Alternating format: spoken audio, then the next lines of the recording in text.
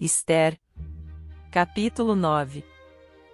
E no mês do 10º, que é o mês de Adar, no dia 13 do mesmo mês em que chegou a palavra do rei, e a sua ordem para se executar, no dia em que os inimigos dos judeus esperavam assenhorear-se deles, sucedeu o contrário, porque os judeus foram os que se assenhorearam dos seus aborrecedores.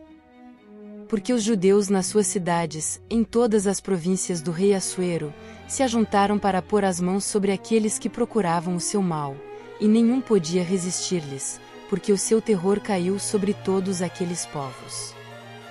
E todos os maiorais das províncias, e os sátrapas, e os governadores, e os que faziam a obra do rei auxiliavam os judeus, porque tinha caído sobre eles o temor de Mardoqueu.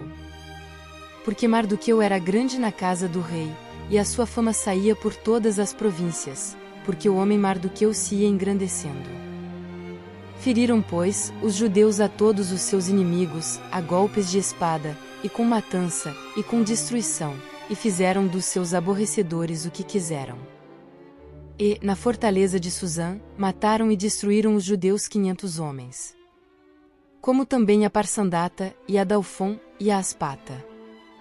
E a Porata, e a Adália, e a Aridata. E a Farmasta, e a Arizai, e a Aridai, e a Vaizata. Os 10 filhos de Amã, filho de Amedata, inimigo dos judeus, foram mortos, porém ao despojo não estenderam a sua mão.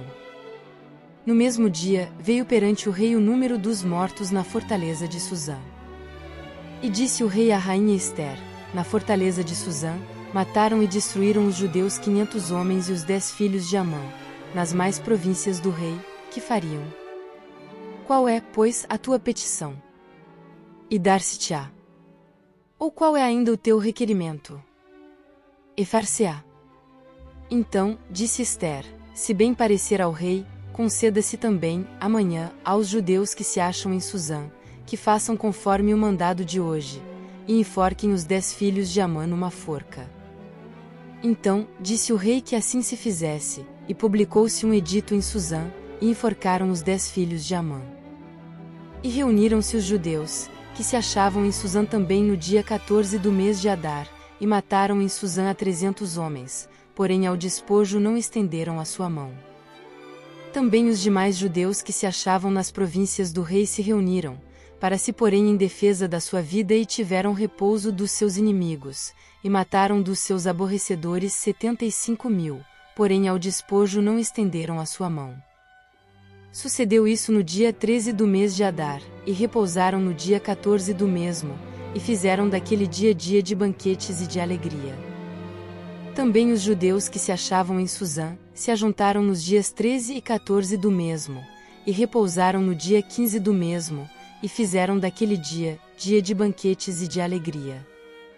E também os judeus das aldeias que habitavam nas vilas, fizeram do dia 14 do mês de Adar, dia de alegria e de banquetes e dia de folguedo, e de mandarem presentes uns aos outros.